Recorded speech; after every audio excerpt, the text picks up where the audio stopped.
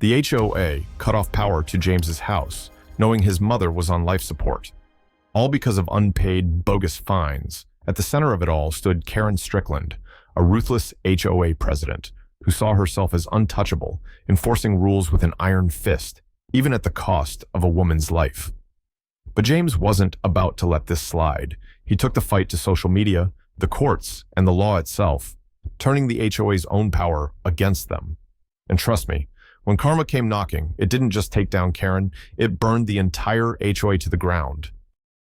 James awoke to a sound that didn't belong, a piercing, high-pitched beep, beep, beep, shrill and insistent, like an alarm going off in the dead of night. His body reacted before his brain caught up, jerking him forward from the old recliner where he had dozed off beside his mother's hospital-style bed.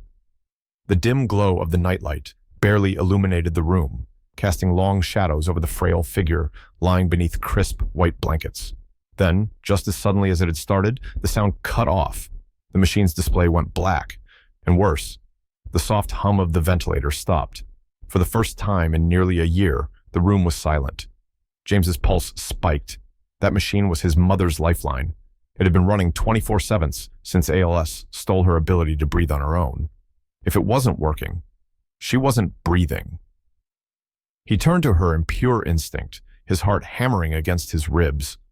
Linda, once a strong, independent woman, looked so much smaller than she used to.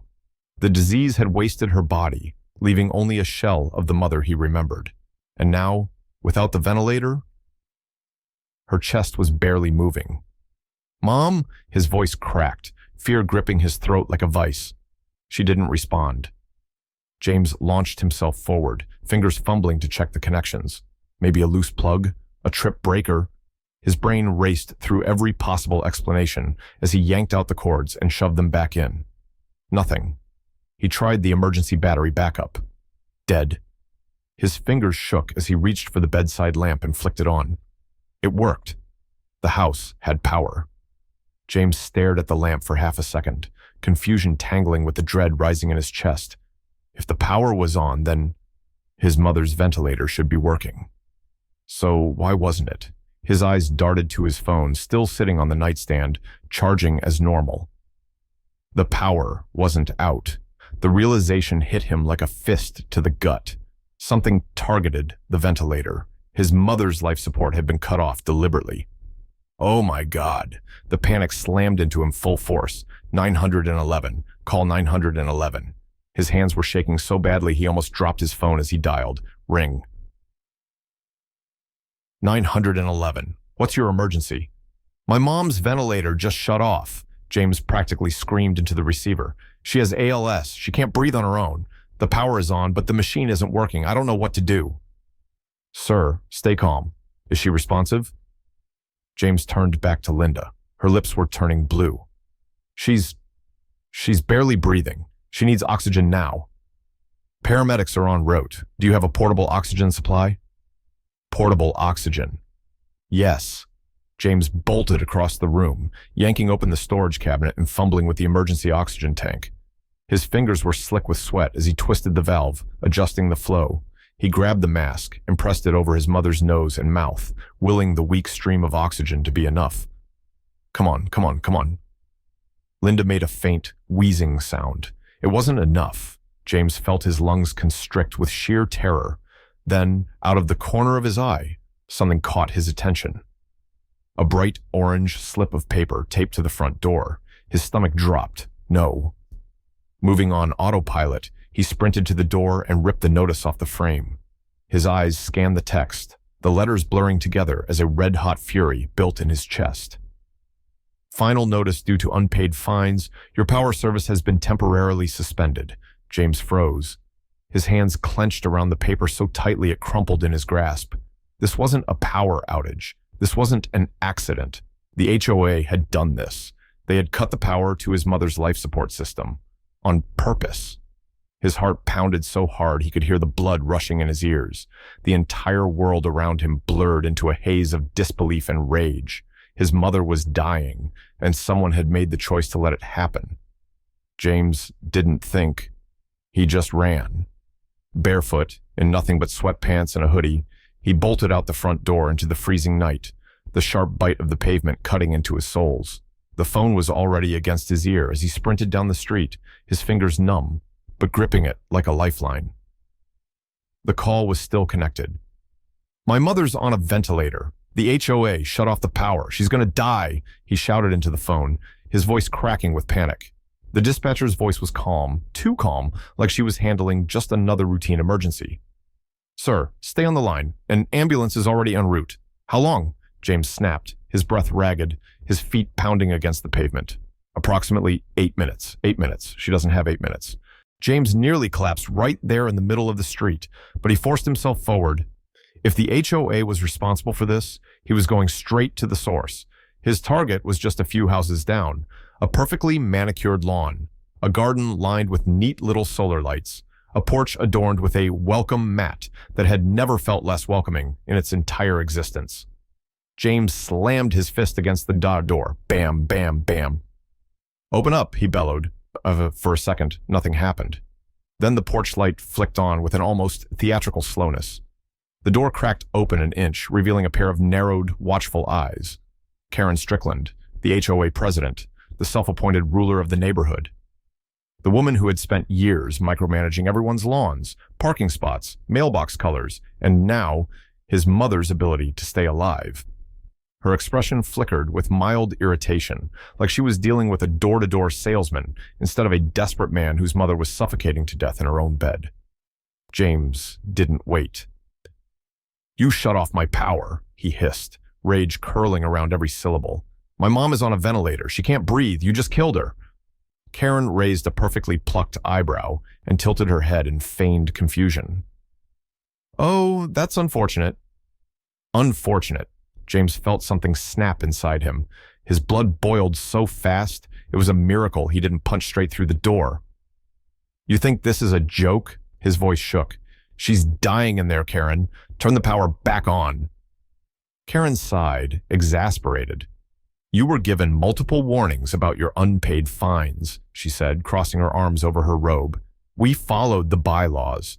No one is above the rules." James's stomach churned with disbelief. "You're telling me you think some made-up fines are worth my mother's life?" Karen didn't blink. "If you had just paid what you owed, we wouldn't be in this situation, would we?" James saw red. "You think this is my fault? You cut her off from life support." Karen shrugged. Actually, shrugged. "Then maybe you should have followed the rules." The words landed like a slap across the face. James couldn't breathe. His hands trembled with barely contained fury. He wanted to scream, to grab this woman and shake her until she understood, until she felt an ounce of the terror he was feeling right now. Before he could react, a distant sound split the night. Ambulance sirens.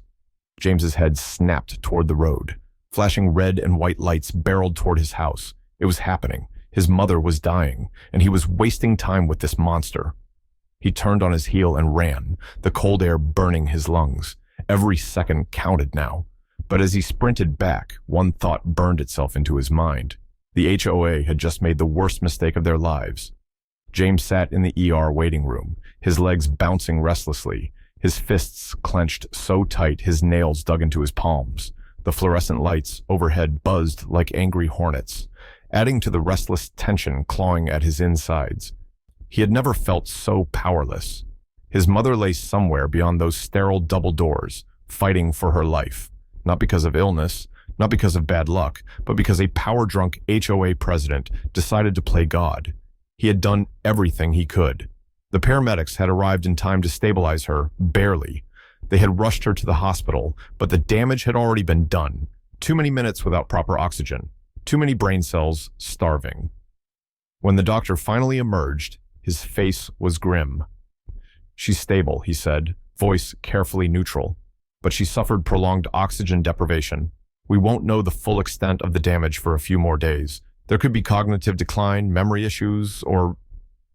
He hesitated, then met James's eyes. "She may never fully recover." James's breath caught.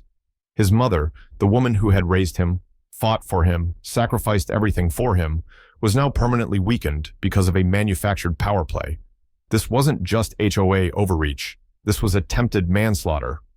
Something inside James snapped. The rage he had felt before was nothing compared to the inferno now raging in his chest.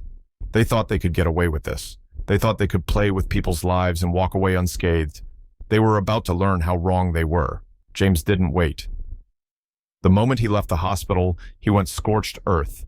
First, he took the story to social media. He posted everything. The final warning notice from the HOA. The 911 call log. The video footage from his doorbell camera, capturing him screaming at Karen Strickland for cutting power to his mother's ventilator. His caption was brutal and direct. HOA cut my mother's power while she was on life support. She nearly died. They refused to turn it back on unless we paid their fraudulent fines. This wasn't an accident. This was attempted murder. The post exploded. Within hours, it had thousands of shares. Within days, it had gone viral nationwide. People were furious. News outlets picked up the story. Activists started digging into the HOA's records. Lawyers, government officials, investigators. Karen and the HOA had poked the wrong damn bear. While the media storm raged, James made his next move. He hired Daniel Wexler, an attorney specializing in HOA corruption lawsuits. The moment Daniel saw the case, he knew this wasn't just a civil dispute. "This is criminal," the lawyer said, flipping through the documents with a gleam of predatory satisfaction. "You told me they shut off your power, but they don't have the authority to do that." James froze. "What do you mean?" Daniel tossed the file onto the table with a thud. "Only the electric company can legally disconnect power from a residence. The HOA has no jurisdiction over utilities." He leaned back, a slow smirk spreading across his face. "They broke the law." James felt something shift inside him. "This means we can take them to court?" "Not just court." Daniel's grin widened. "We can take them to prison." That was all James needed to hear. The next HOA meeting was standing room only. Cameras, journalists, local officials, angry residents, and at the center of it all, Karen Strickland. She sat at the head of the long table, trying to keep her expression neutral, but James could see the way her fingers tensed around the meeting agenda. She knew she was trapped. James and Daniel stepped forward. The room fell silent. Daniel dropped a thick manila folder onto the table. It landed with a heavy thud. "You illegally cut power to a disabled resident," Daniel said, his voice calm but sharp as a knife. "That's felony negligence. You're looking at jail time, Karen." For the first time, Karen's mask cracked. Her smugness vanished. James leaned in. His voice was low, venomous. "You thought you were untouchable," he said, staring her down.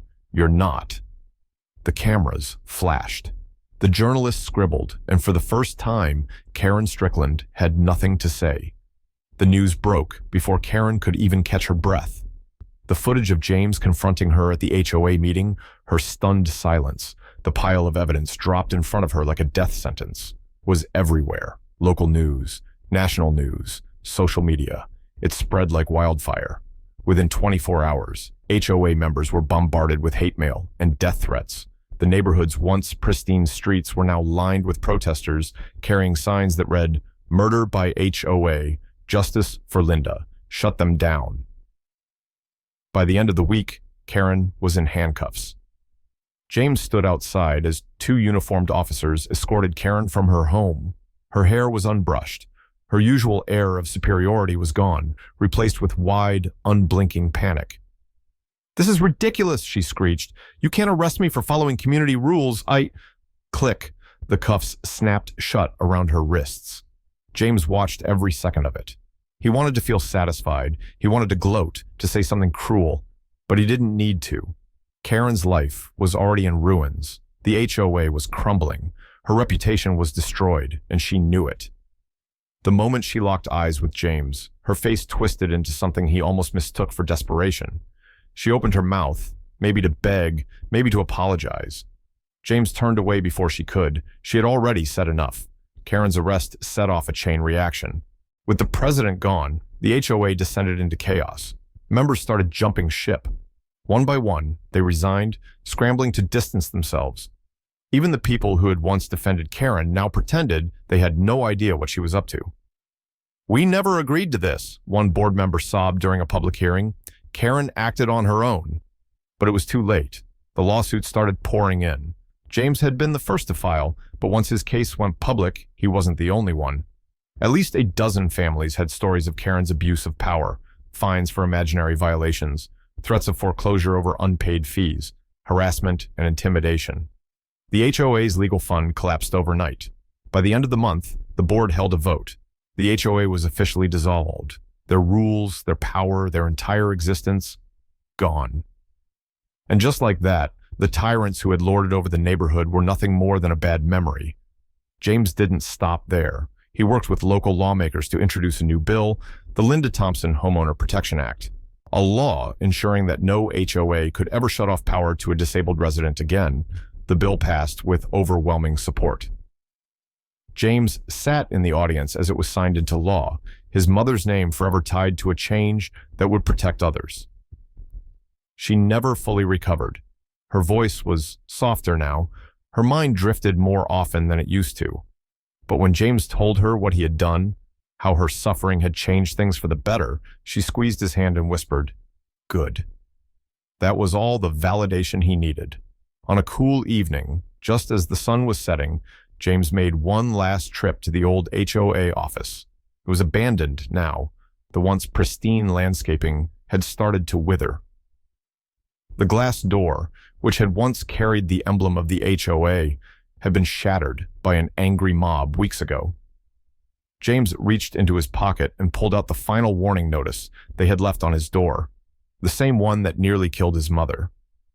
The paper crinkled in his fist. Then, without hesitation, he flicked open his lighter. The flame curled around the edges, turning the words into ashes. He dropped the burning scrap onto the sidewalk and watched until nothing remained. HOA thought they could break him. They were wrong.